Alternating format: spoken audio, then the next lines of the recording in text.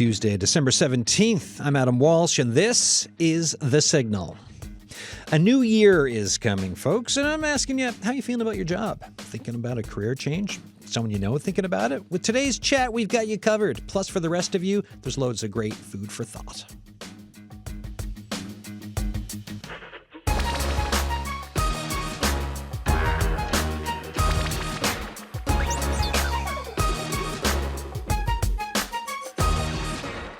So I went from way back, right, university, we're talking late 90s, early 2000s. Went from being in the Naval Reserves, what used to be called Maritime Surface Officer, thinking, I'm going to go full-time military, and that was going to be my career path. A friend of mine called in South Korea, said, hey, come teach English. So I was like, okay. So I did that for a few years. And then eventually I was like, oh, maybe I want to do something else. Somehow got into journalism. Landed a job here at CBC eventually, and it's been 13 years as a CBC Newfoundland and Labrador journalist, and now radio host and producer of this show. So I know a little bit about switching careers, and obviously I have friends, family members, people in my life who've looked at what they've been doing and thought, hey, maybe I want a different path. Now, sometimes they had to do that for life circumstance, and other times it's just because they wanted a change in their career. So this is where we are for today's discussion, right? Those questions. Have you switched careers? If so, what was that like? Thoughts around it? Or are you thinking about it? Well, if you are, tell us more. The lines are open. 709-722-7111, 1-800-563-8255. You can text us, 709-327-8206. Email us thesignal@cbc.ca. And in the meantime, so as those questions go out, and I'll mention them again through the show, so as they kind of percolate through your brains, I've got a full house here of folks who have lots to talk about when it comes to career changes. So I'll introduce them, and then we'll dig a little deeper about who they are and what they've done. We've got Kathleen Dwyer here, Bizu Amuchi, Matt Murphy, and Clark Oak. Where do we start? Clark, we'll start with you. Actually, how about what was you've all changed careers, right? Here's my general question, and then we'll dig into the who you are's. What was that moment when you're like, I'm taking a leap, I'm doing something different for whatever the reason is? What was that feeling like? Yeah, that was, it was during COVID. I had gotten laid off from my job out in the oil field, and I had remembered a few months prior, when I was still in my old career, I had actually registered for courses that Get Coding was offering at the time. So basically an HTML web development class. Mm-hmm. And I remember after I got laid off, I was kind of sitting around home, not doing a whole lot. And I had always wanted to do more, but then I got a call from the founders of Get Coding, and that phone call changed my life.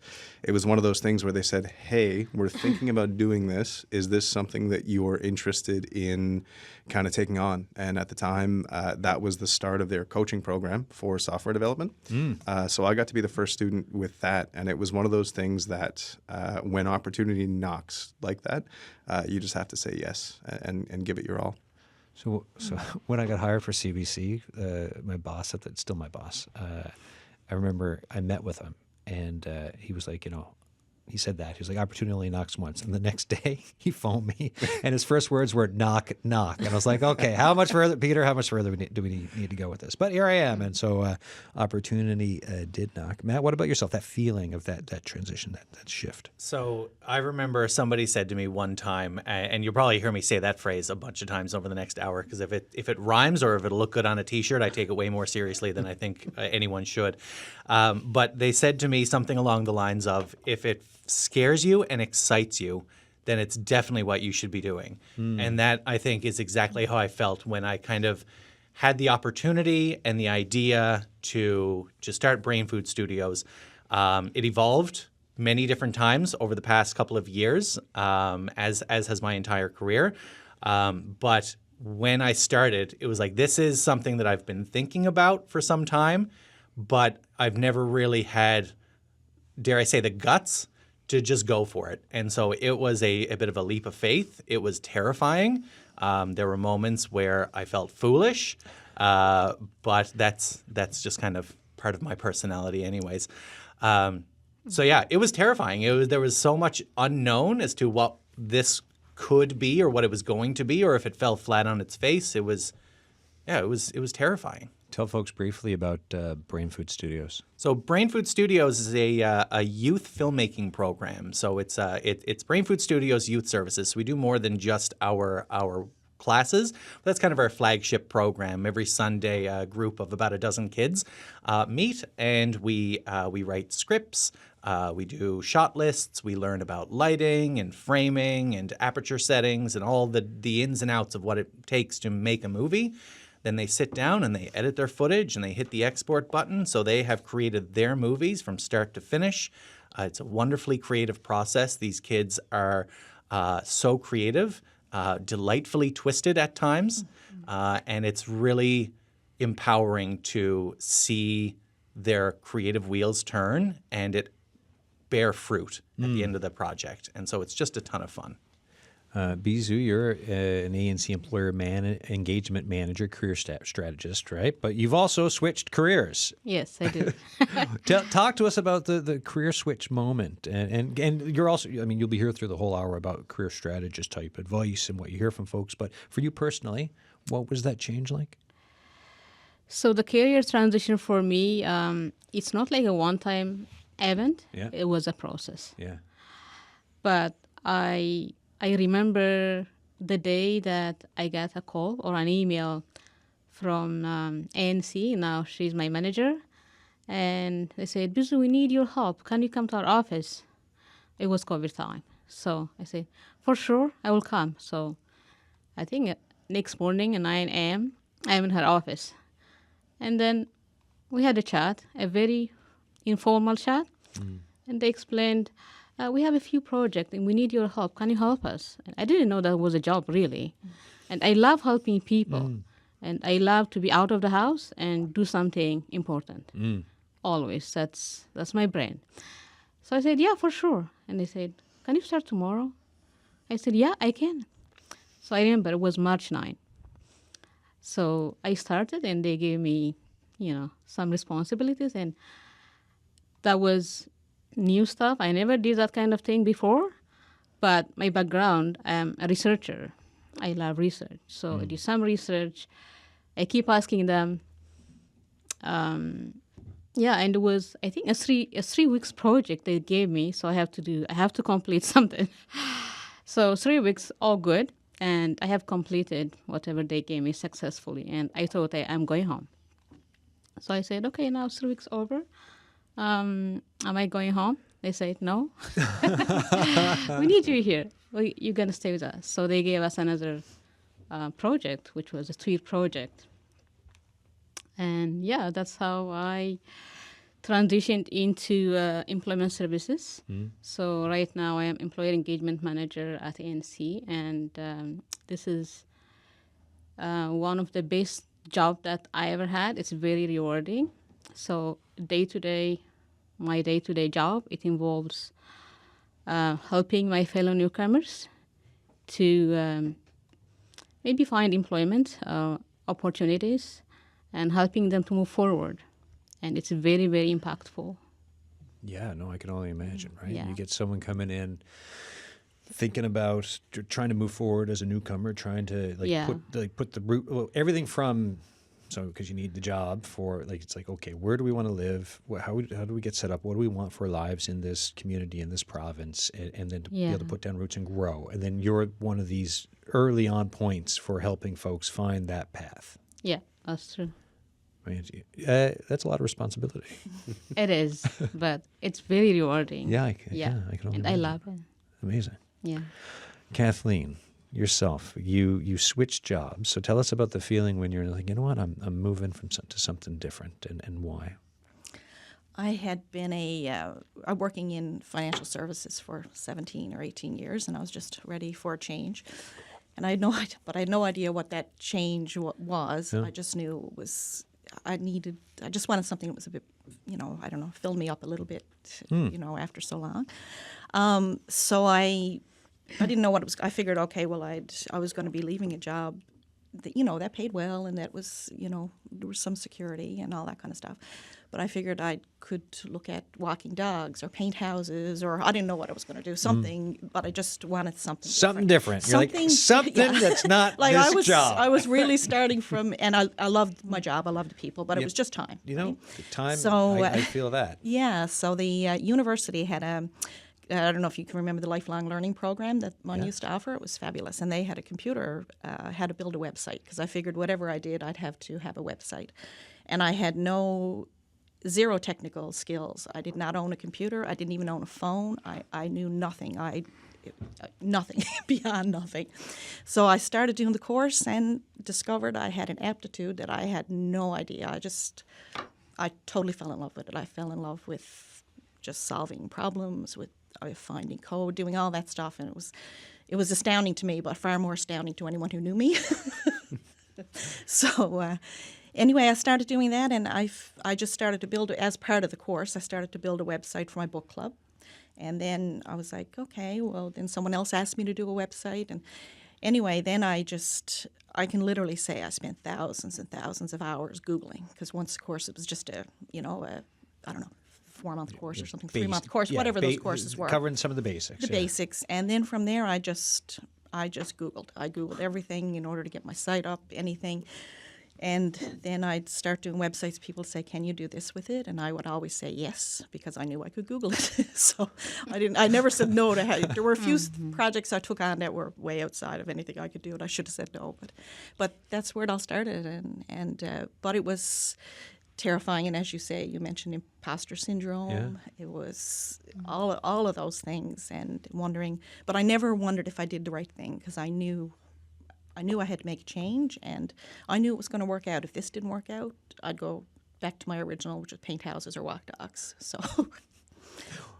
So tell folks about your company right now. I have a website design company, and so I build websites. I take care of websites. I work with businesses to get their businesses online, and I didn't know that this business was also going to be very good preparation for my parents, who are getting older and learning how to work their TV and their iPad, and so it's been very useful to my whole family, really. How long have you been doing this for? Well, I transitioned basically because I had a good job, and I just started doing this part-time, and then my boss was amazing, and I went to him and said, can I work part-time, start doing it part-time? And that's what I did for probably a year. I did 2 or 3 days a week at my regular job, and I took 2 or 3 days a week to start building my business. And then I went to an Enloe workshop, and there was a lady there, and she said, one of her things that she said about owning a business was, you'll never move forward with your business if you have a safety net. Right. And I went in the next day and said, I'm going to have to move. I need to move forward, and that's what I did. So it's been 12 years now, I guess 10 or 12 years that I've been just my business, and it was a good move. So just to recap, you go to lifelong learning thing at MUN, right? And you're like, I don't know, try this, and I don't know how to turn on a computer or something. Like very few. So nothing. Nothing. Right? Nothing. Like where's the any key? Got it. No cell phone. Even though we were like, this is highly in the time of. I still had a camera with film because I didn't have a digital camera with film. And then you think maybe I'll have to learn how to make a website, and that is your job now. All these this time this is what your job is. That's what my job is. Yeah, and I love it. But the shocking thing was I did not know I had that. Was going to have that aptitude for it. It was something completely undiscovered, and so if I hadn't have done that, I don't know if I would have ever discovered that I really, really, really enjoyed that kind of work. I didn't know it was completely different.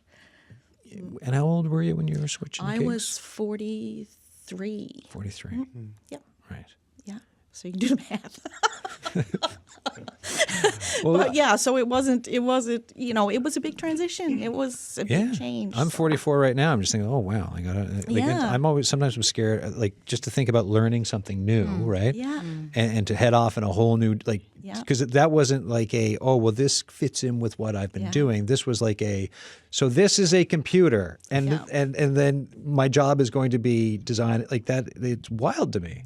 Yeah. And it sounds so enriching for like just you as a person, for what, like as you've developed and moved on in life with stuff, to find a whole other side of you sounds just It was. amazing. Yeah, it was. It's a whole piece of my mind that I'm working, and the learning part of it. And it could be anything. I think Yeah. it could be anything that you learn. Once I started to learn, I got excited about it, and it was, oh my God, it just filled me up, So, but I think that could be for anyone who learns something new or starts something new, or, I think you do that at any age, Yeah, no, totally.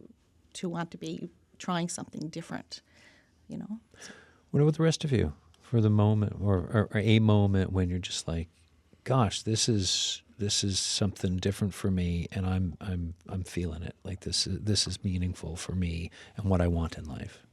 Well, I can say that, that you're talking about that unknown or untapped part of your aptitudes that you had no idea was there.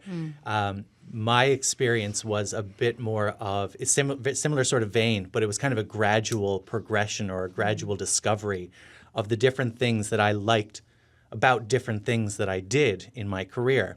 I knew since I was 14 years old I wanted to be a teacher, so I went into education. I loved science. I wanted to be a science teacher. So that's what I went to school for. It's what I did for a couple of years. Found myself needing to look outside the classroom for a more secure job. I couldn't just substitute. Back then, we didn't have the scarcity of teachers as we have now. So it was difficult to find a full-time secure position. Couldn't wait for the phone to ring. I had a baby on the way. So I got creative with my education degree and found myself in education technology. And that's when I discovered that, hey, I like more than just teaching science. I like teaching all sorts of different things. I just like teaching. And I had the opportunity to explore content creation, how to put a tutorial video in an online course, or when I worked for another company that did game-based learning. We did a lot of really wacky social media stuff. Our target then was K-3 teachers.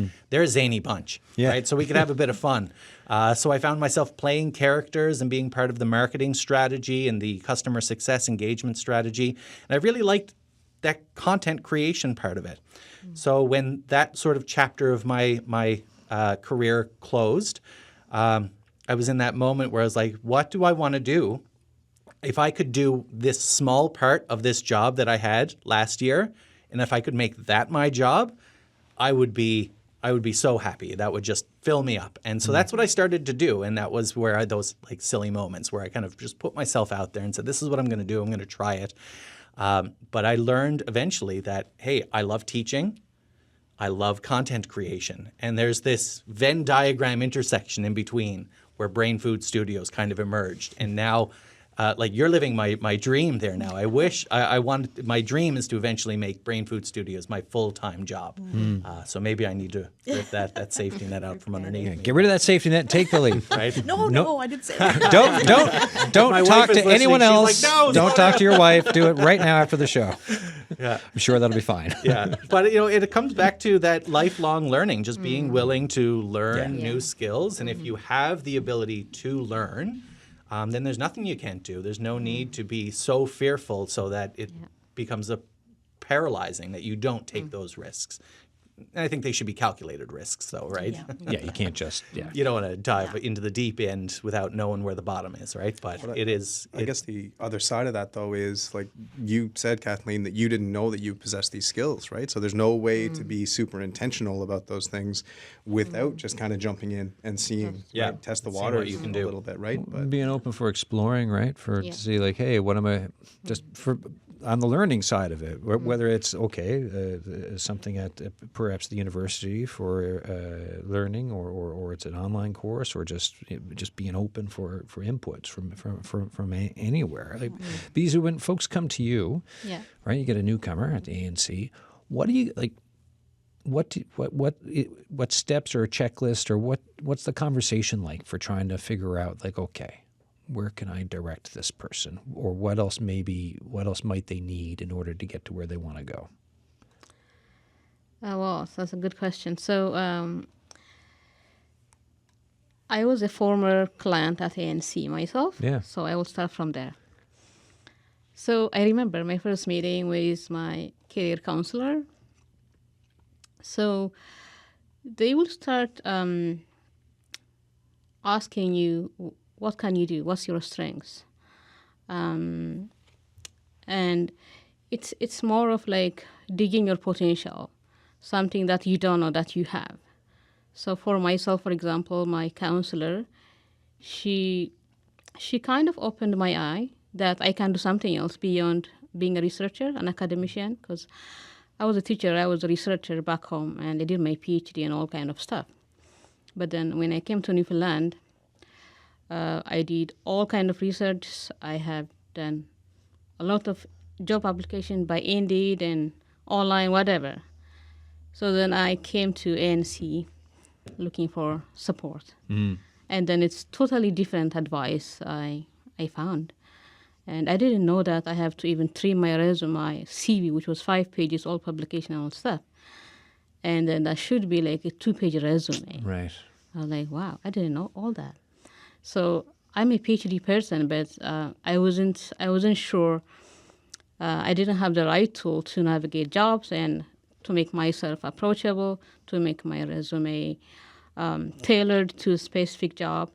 So needs assessment is the first thing we do, and we also plan their career goals, short-term and long-term. And mostly we do a strengths-based assessment. What's the potential? What can you do? And then we go through the tools that we have. How can we help them? So, for example, people mostly, they might say, well, I don't have Canadian experience. I don't have this skill. I don't have that skill. So mostly they're overly focusing on the lack of technical skill that they have, the lack of the Canadian experience that they're thinking. But we help them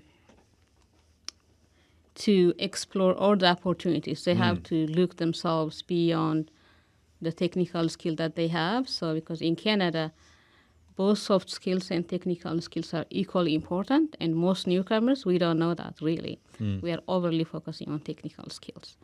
So there is training that to let them know that they have that, because they already have, but they didn't know yet. They didn't know, or maybe sometimes they don't focus on that, and they thought that's not that really important, like communication skill, problem solving, adaptability, and all kind of stuff. So navigating their skills and helping them to know that they have that potential is very important.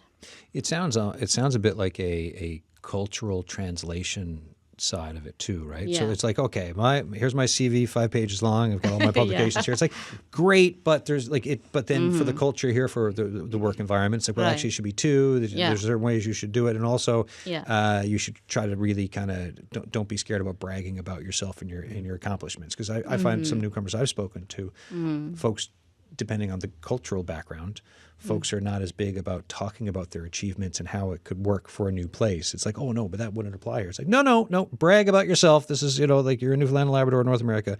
Do some bragging because that can get you in the door. And so it's like I could easily see how that cultural interpretation process is so important.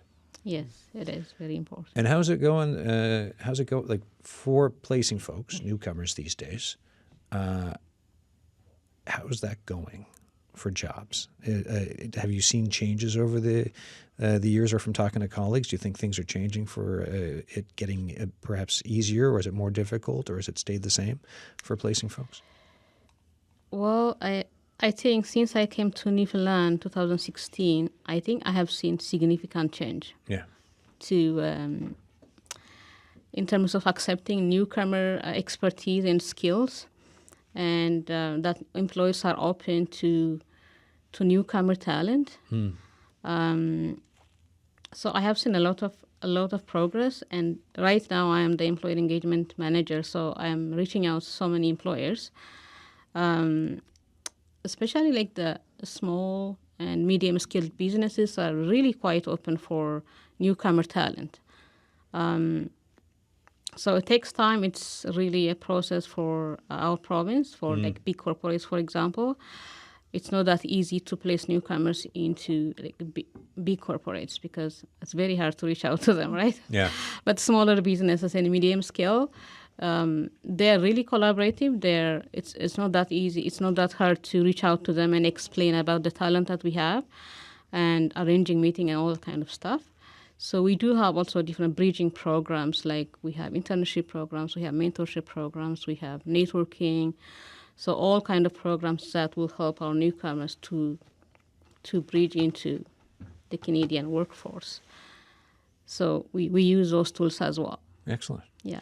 You're listening to The Signal. I'm Adam Walsh. Today we're talking about switching careers, right? Have you switched careers? What was that like?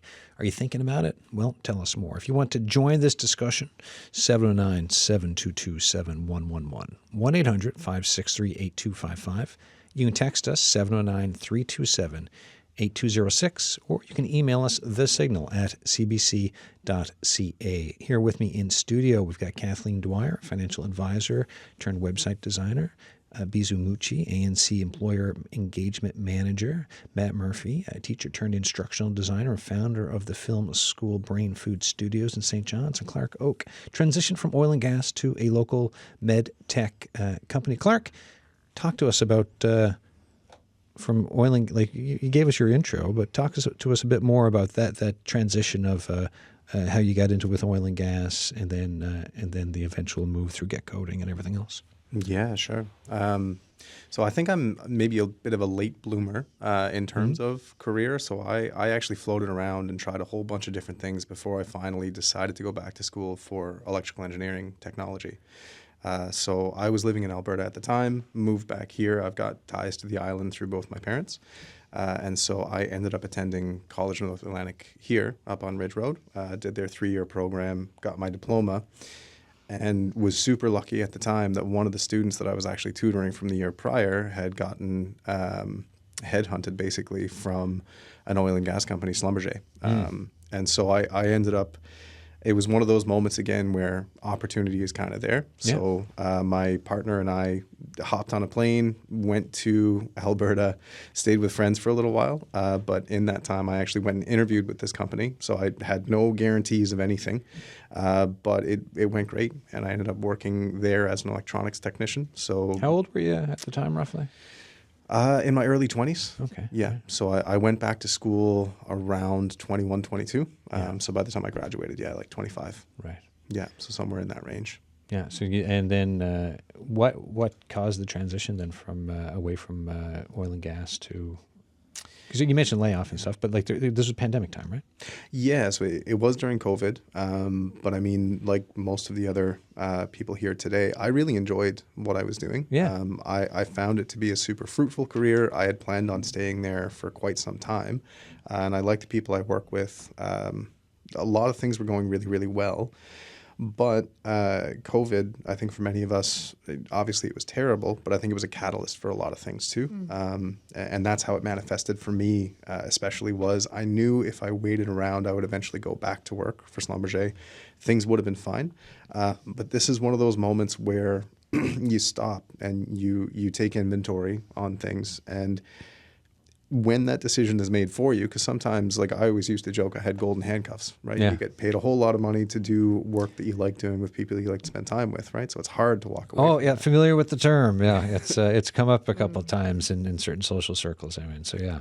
And it's one of those things that I don't know, right? Everything is perspective in life, right? And so you could look at it as I've lost my job and now I have to do something different, or you can say this is an opportunity now. I mean, during COVID, a lot of us were able to collect CERB as well. So, I mean, there was never a safer time, I don't think, for me to take risks like that. Take the risk, do the pivot. To be Get Coding, to be their test case person, as as you started learning with them, like when in that process were you kind of like, all right, this is here we go, this is kind of neat.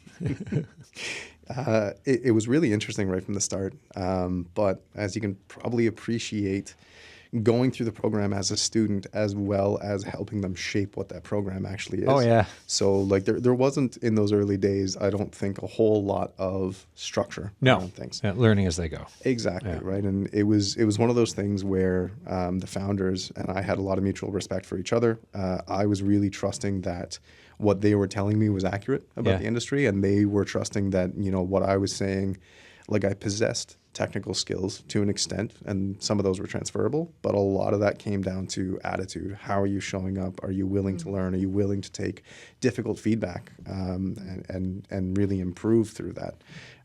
And that was kind of like forging that relationship first really helped make the rest of it easier.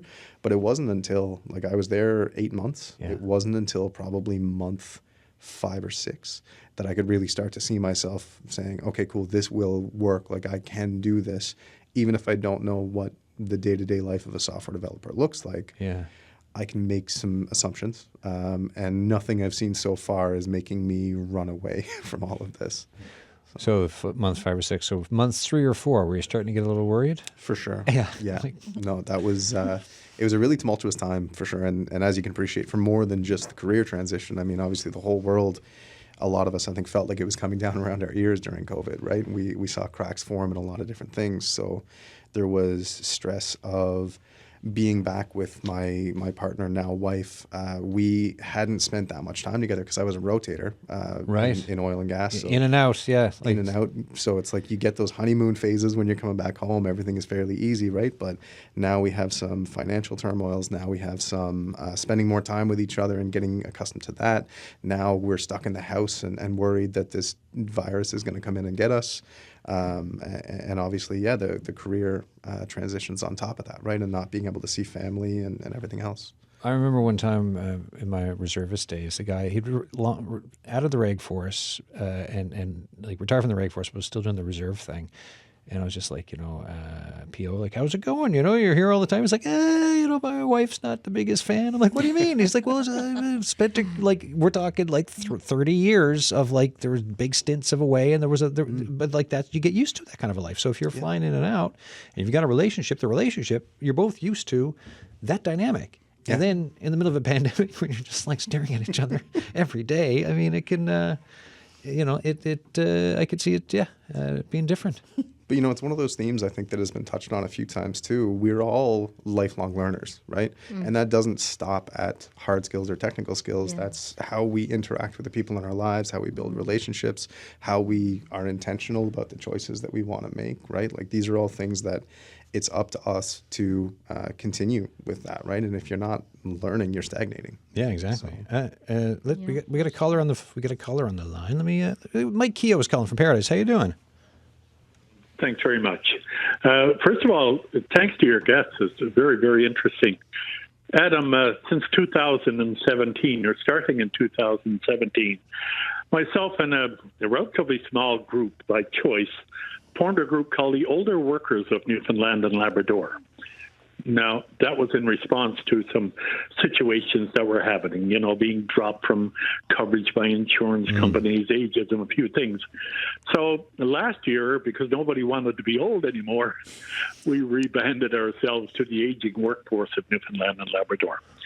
So for your guests, and nobody in particular, but either one of them if you would, we're an advocacy group. We try and identify opportunities for skills enhancement and training, upskilling maybe, for those who need to continue to work or want to continue to work as they age. And many of that dynamic find themselves almost, ageism is a big problem. But getting reskilled and getting upskilled and getting skills enhancement is a very, very difficult thing to do. So if you have somebody now, Adam, who's 50 years old maybe, not everybody can go back to university and do those courses. Maybe they have children, they have a mortgage, they have debt. Yes, they have an equity, but it's not liquid, they can't use it, stuff like that.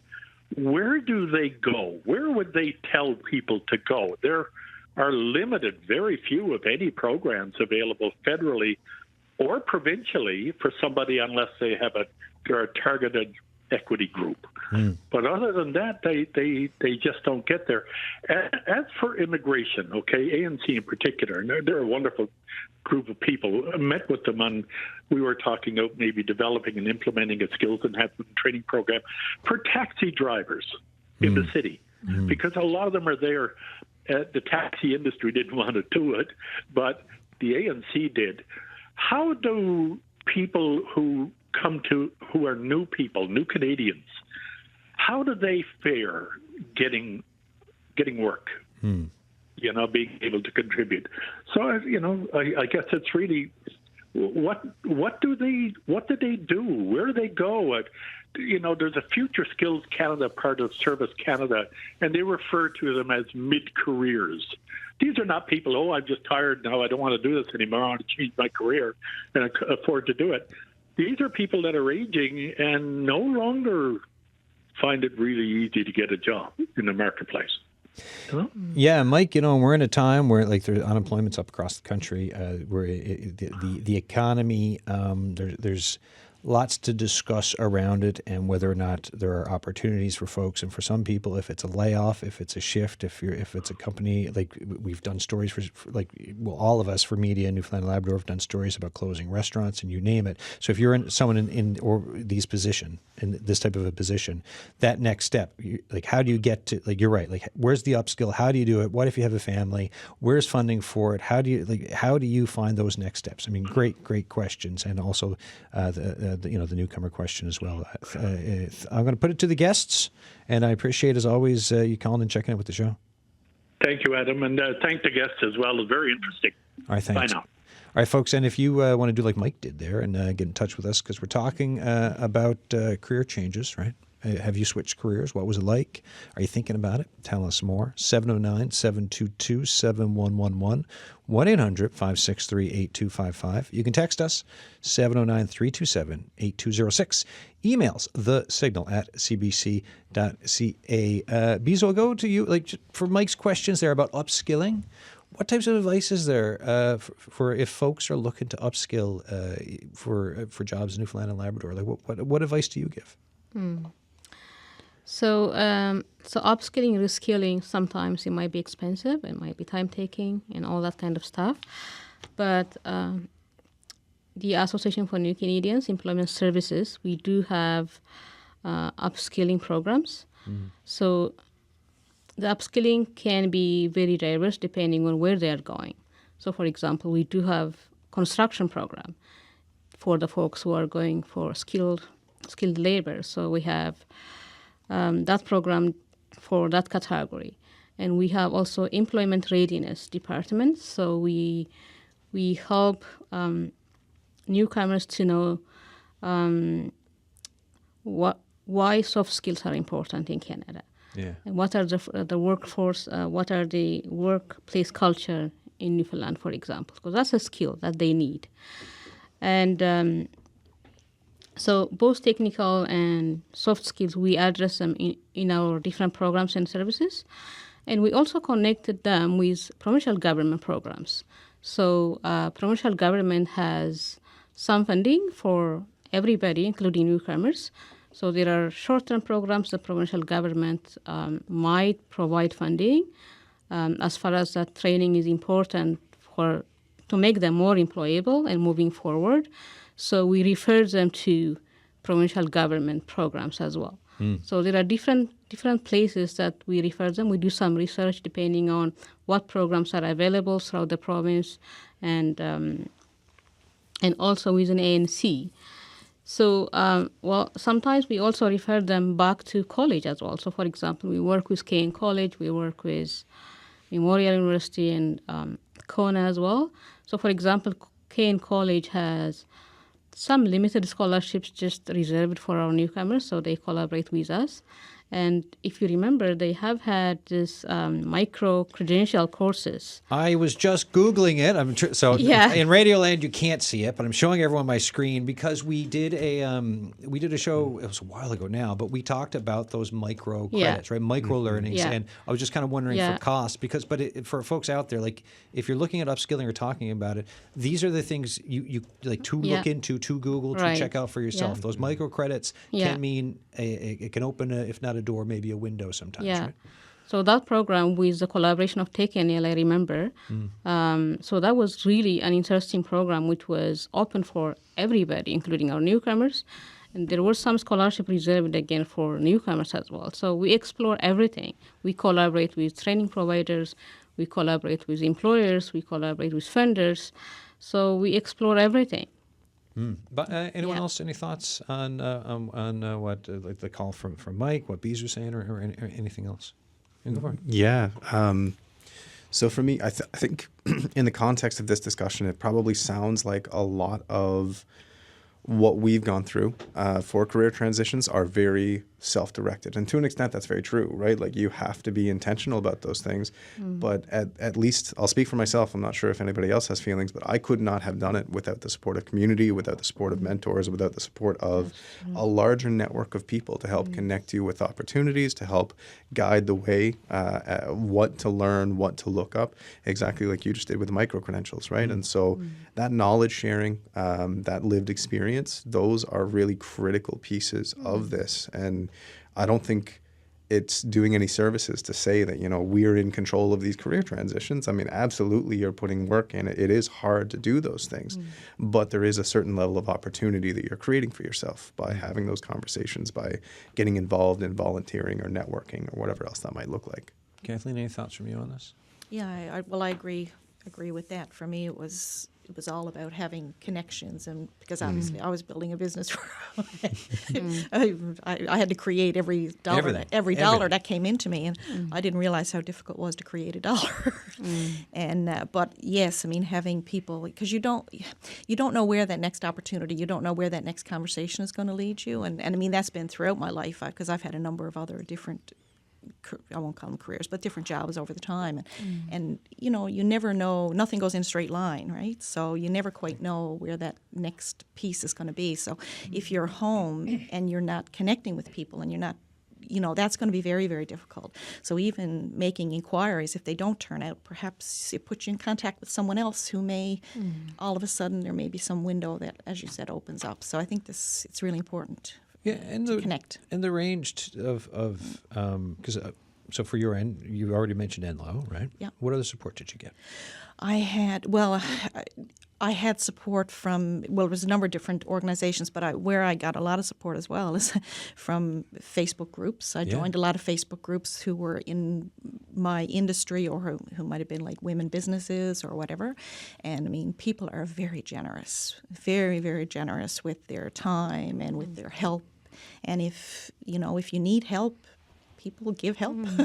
That's been my experience, but so I would avail of that, And I think some of the messaging here that I'm hearing too, and as I think to some of the shows we've been doing, communication of like where are you trying to go, right? What are you trying to do? Talk to folks to try to figure out, okay, so is it for whatever I'm looking for, is it a micro-credential that could help me? Is it a university? Is it a college thing?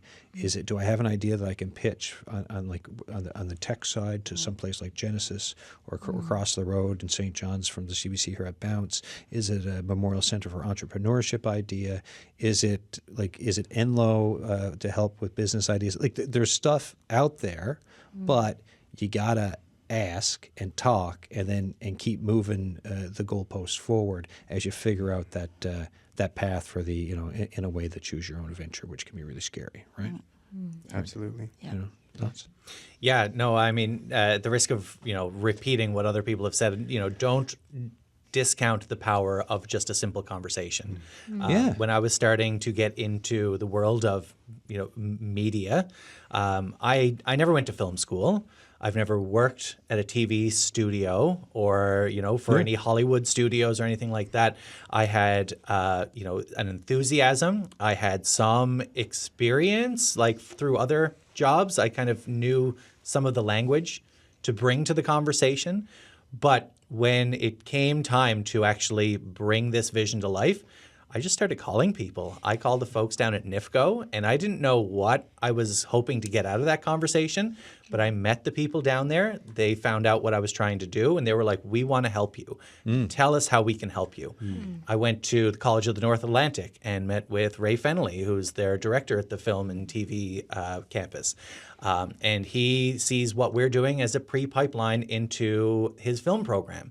So he's like, I want to support you. Let me know what you can do. Right? Totally. Went It's to like Picture NL. it's like the Boy Scouts and Girl Scouts and folks scouts for the film industry. I mean, it's fantastic. Exactly. Yeah. So again, with all of these conversations, I had no idea what I was hoping to get out of these first conversations. I went and I met and I talked to the people who were doing what I wanted to do.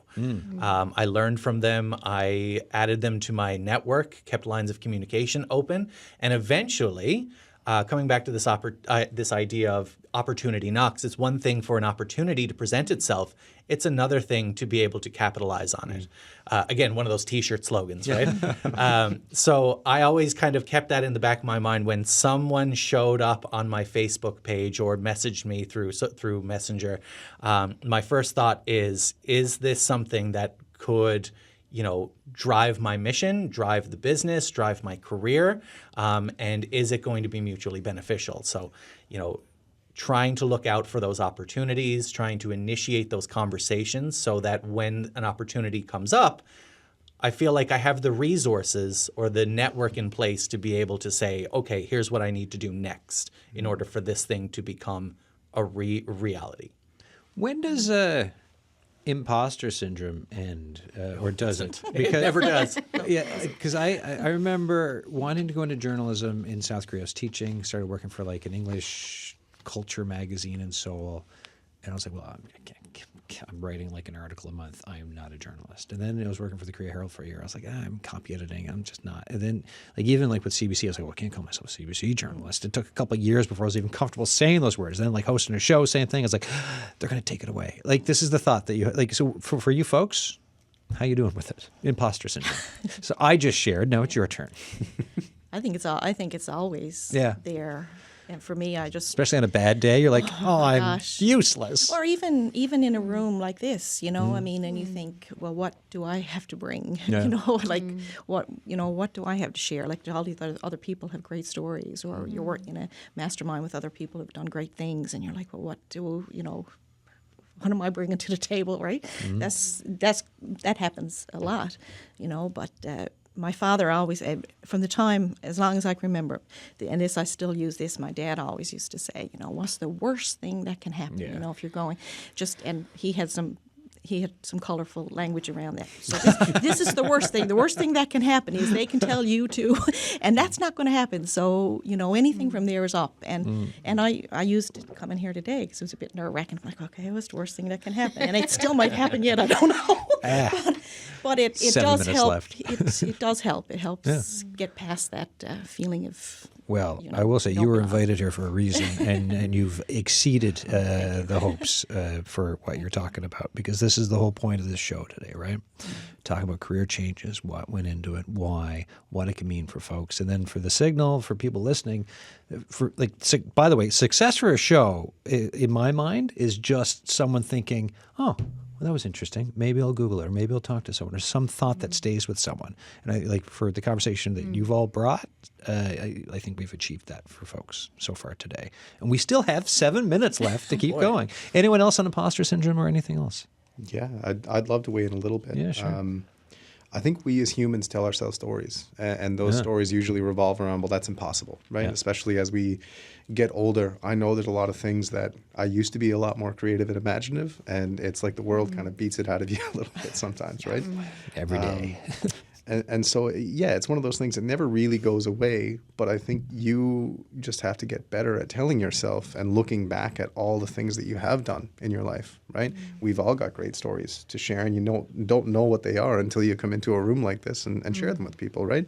And so, having that confidence, having that historical evidence of you doing these things really helps to combat that. It's nice sometimes to take stock, right? To think back. A buddy of mine, when we were in our 20s, but he used to carry around a laminated little rectangle in his wallet, and it had his accomplishments in life on it. So anytime he was sad, he would just pull it out and be like, things aren't that bad. I've done stuff. And I was like, good job, Alex. I'm glad you're good at motivating yourself. Maybe more of us need that. Right? Just laminate. And nowadays, this is breezy smartphones, right? Nowadays, you can just have it, have a screenshot or something.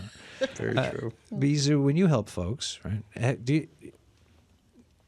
what have you heard later about when they land a job to hear from them once they're set up and working and doing the day-to-day?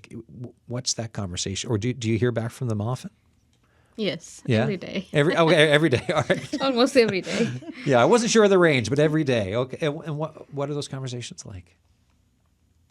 Oh well, that's a very emotional moment for us. Yeah. Sometimes we took it, I think, very personally. Like, it's very rewarding, as I have said before. So, our success is not like a number. That's that impact that we create in the lives of those newcomers. Because helping just one person in a family is a big deal, because that person might have kids and wives, and helping family back home. So you're helping a lot of people behind the scene that you never know.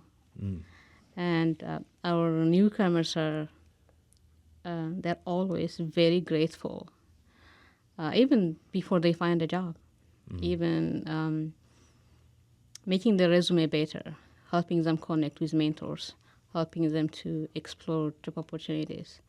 So they're very grateful, and it's very emotional to chat that Yeah. that success story.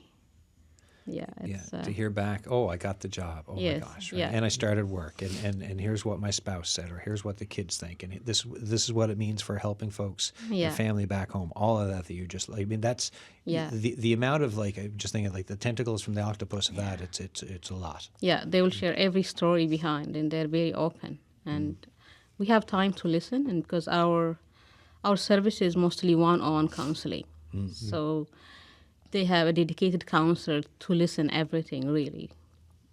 So that's very important. So we are of course very happy to listen their success stories too. I mean, it's career counseling and help. It's the work of community building too, right? Yeah. Like this is helping build community for. Yeah. And then when you hear from everyone else from support people get from, whether it's like, well, you say NLO again because it's the one on top of my head. But you support organizations like that, Yeah. to the ANC, to friends, family, other people who lend time, all of that builds community. Yeah, it does. Final thoughts as we round down the end of the show. What's like to look forward for where you are in your careers? Like anything on the horizon that you're looking forward to, that you're planning or thinking about? And I mean, it can all just be the holidays. But Kathleen, what about yourself? I have no idea, and that's what I love. Yeah. I don't know what's ahead. And so I'm excited to find out, but I See what don't it plan brings. it to see what it brings. Oh, that's spectacular. Yeah. Bizu, what about yourself? Oh, so as Katie said, it's I love my job right now, and I would love to continue the same institution, maybe similar, just serving my fellow newcomers and helping people. And I would love to pass to my fellow newcomers just to stay positive, and be persistent. Never ever give up at all. The career transition is a challenge. It's a process. It's time taking, but every step is important. Thank you for that. That's lovely. Matt?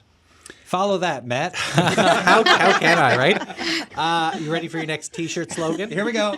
So I used to read this blog when I was, in math education. It was called "You Should Be Embarrassed," and the idea is that you look back at yourself in 5 years from 5 years in the past, and you ought to be embarrassed by some of the things that you did, because if you're not, then you haven't grown. So coming back to this idea of being lifelong learners, being willing to take risks, to try new things, to explore things. Things will fail. I tried to start a business before; it failed, and that's okay. So just kind of like you said, keep going, persist. And in terms of what I'm looking forward to welcoming the next dozen students. We're going to be doing some summer camps, some films, summer camps, obviously in the summer. Yeah. And so continuing to grow the program. Clark, 15 seconds for you. Cool. I have a new baby at home, so I'm Congrats. just excited. Thank you so much. Yeah, I'm excited for her to have her first Christmas, and all the simplicity, taking joy in the small things. Right. That's what I'm trying to carry into 2025, and hoping for growth and joy and warmth and more great people around me, like the one sat at this table today. Amazing. Thank you, folks. Thank you. Thank you. Thanks for listening to all of you. And oh gosh, we're right up against it. Tomorrow on the show, here's a name you're going to know. Andy Jones, playwright, actor, all around hilarious and amazing person. He's going to be here. New book. We're going to talk about his career. You got a question for him or a memory? Want to say hi? Get in touch tomorrow on the show.